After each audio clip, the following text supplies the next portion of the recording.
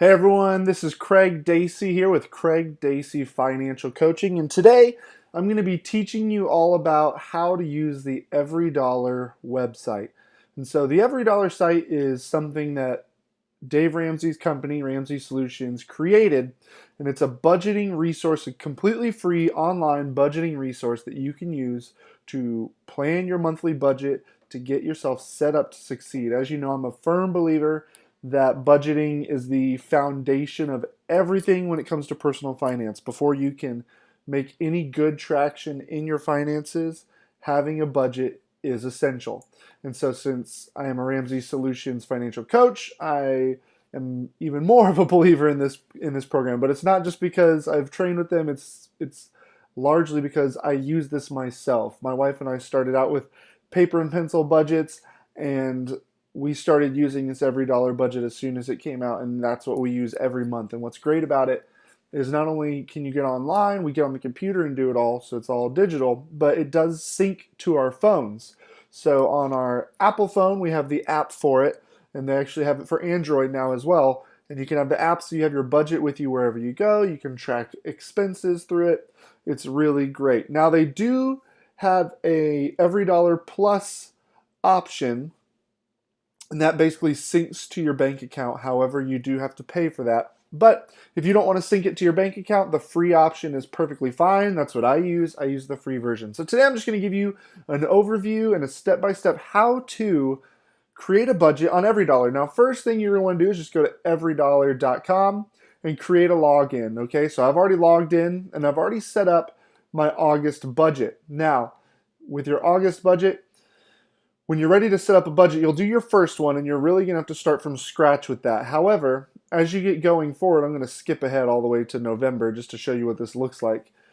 When you are ready for your next month's budget, something's going to pop up that looks like this. It says, hey there, looks like you need a budget for November. We'll copy October's budget for you. We're not in October yet, but it's going to copy the previous month's budget. So that way things that are ongoing, your fixed expenses like your mortgage and your cable bill or phone bill, whatever that usually stays the same, is just going to be carried over. So you don't have to re-enter all those things. Okay, so I'm going to go back over here to August, and there it goes. Okay, so here we have our Every Dollar budget, and our goal here, and I've already entered some fields in, so I'm going to tweak it around with you as we go, and I'm going to show you what you can and can't do, what you can add in, how you can really personalize this to you. So again, this actually I didn't say this yet. This is not my personal Every Dollar account.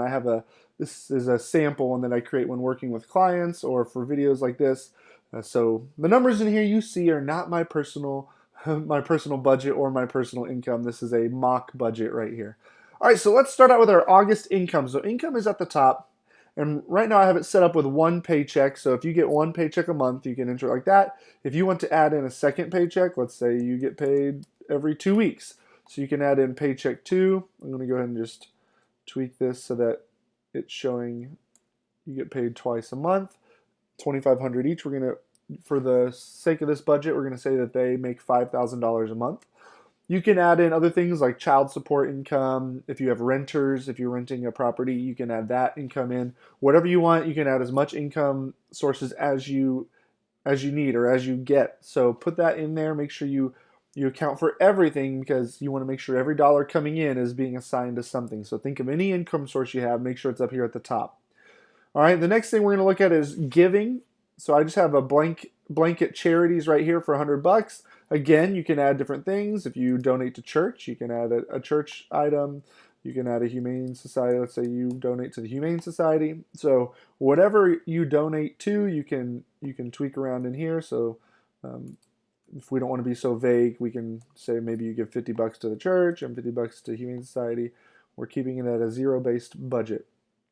Okay. So as we go down further, we have our savings. Right now I have $0 planned in the emergency fund. It just depends on what baby step you're on. With this one, I was working with a client who already had baby step 1 done, so they had their $1,000 emergency fund set up already. So every extra dollar they were making is going towards debt, which you'll see at the bottom of this budget.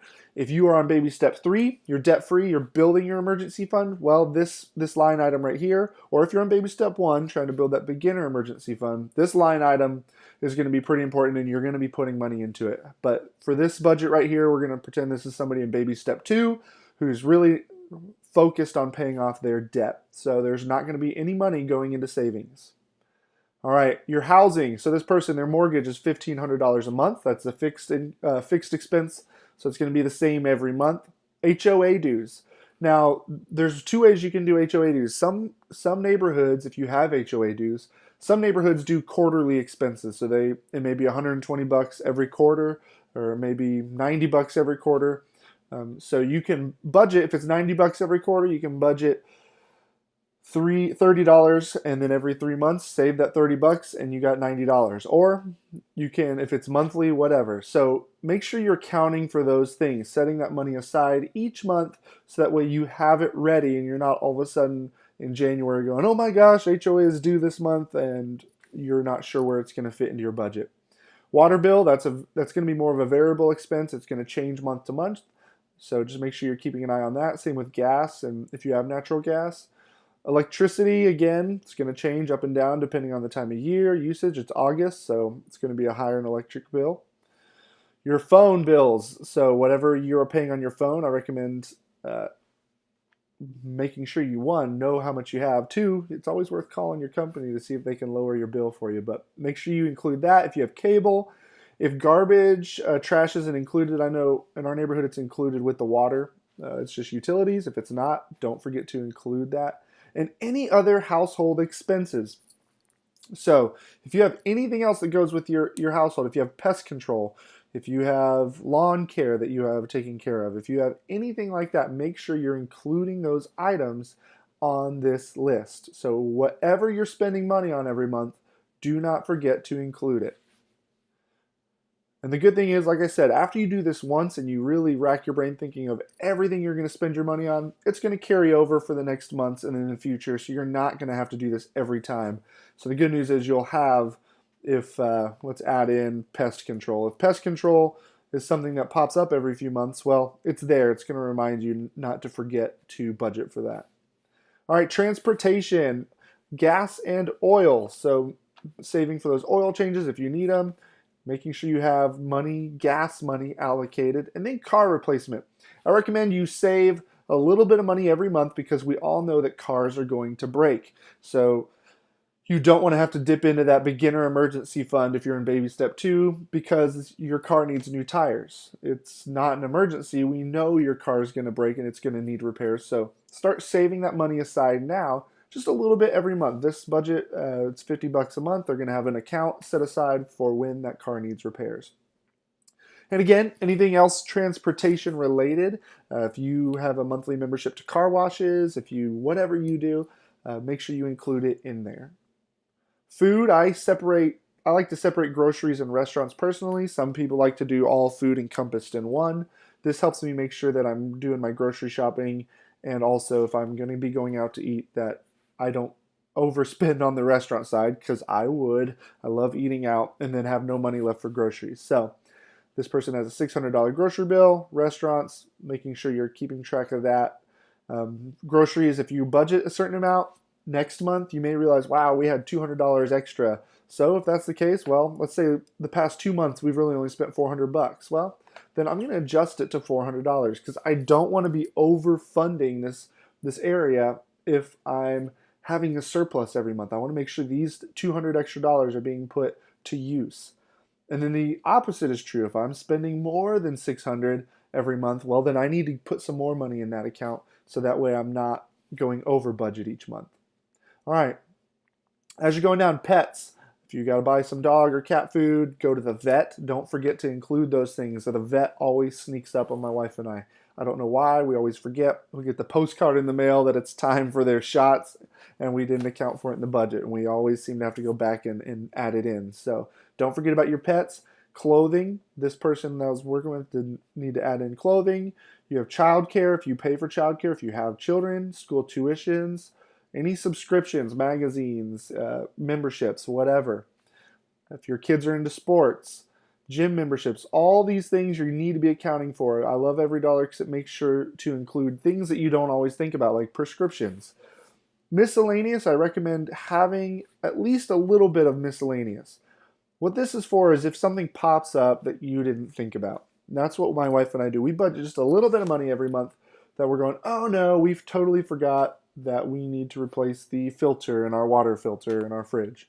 It may not be an emergency, but we have a little bit of cash set aside if we need to do that. Or somebody's birthday that we just totally forgot to budget for.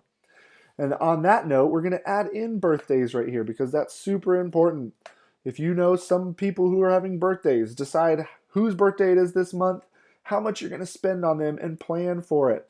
So if you've got 2 birthdays coming up and you know you're going to spend $25 on each person, well, let's add in that $50. They're planned for now. We can buy them their gift and not have to worry about it. Insurances, a lot of health insurances are coming out of your paycheck through work. Life insurance, if you're insured through your employer with life insurance, I would highly recommend you start shopping around outside your employer, only because in the event that you're laid off, you would lose your life insurance and you don't want to be uncovered. So before you go doing any big decisions like that, speak to an insurance agent or a coach or somebody who can walk you through that and make sure you're making the right choices. But typically your life insurance is going to be an outside purchase. We have term life insurance, and I want to say for the 2 of us, it's like $20 a month. It's super cheap. Auto insurance, don't forget about your auto. Let's say it's $70. Cool, and we have $10 left to budget. And down here is debt, which I already had some surplus from last month. And so student loan is my minimum payment of $300. And my debt snowball, we're going to pretend I have 2 debts on this one. I have a credit card and a student loan. The credit card would have a balance of, let's say, $5,000. The student loan is $20,000. Well, the debt snowball says I'm going to do minimum payments on both, and then I'm going to attack the smallest debt aggressively. So this credit card, if it's a balance of $5,000, well, I'm going to take everything else I have besides this $300 minimum payment and whatever's left up here. So after I put the $300 up here, this is what I have left. Right here up at the top is how much I have left to budget for the month. That $1,420. So that needs to be sent somewhere. That's not just bonus money at the end of the month. That's not just leftover. So even after my minimum payment on my credit card, if it's a $50 payment, this up here is what I need to assign to something. This is going to go whatever baby step you're on, this is what you should do with this money. So if you're on baby step 2, don't get too attached to this $1,370. We're going to add it to this credit card payment because we want this check mark, this green little check mark that says it's an every dollar budget. That means it's a zero-based budget. You've budgeted every single dollar. Every dollar in your income has an assignment and is ready to go. So this is how you write a budget. Again, personal finance, I tell my clients this all the time. Personal finance is completely personal.